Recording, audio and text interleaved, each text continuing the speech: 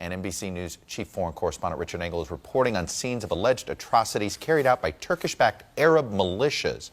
And these have been caught on camera. Richard is covering this from northern Syria. And Richard, you're on the phone with us now.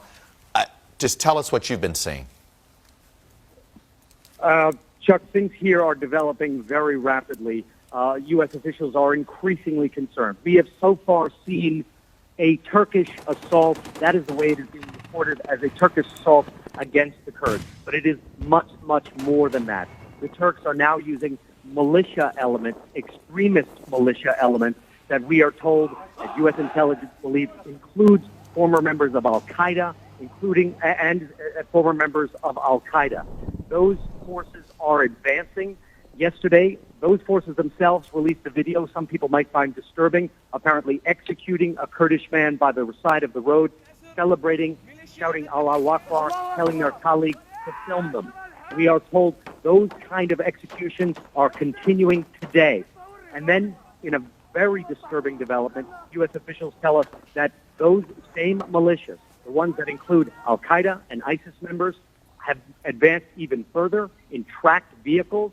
They are advancing close to U.S. forces. U.S. forces tell us that unless those forces withdraw immediately, they risk coming into contact with U.S. troops. U.S. troops say that their lines of communication, their actual supply lines between them and the Kurds, are at risk of being cut off.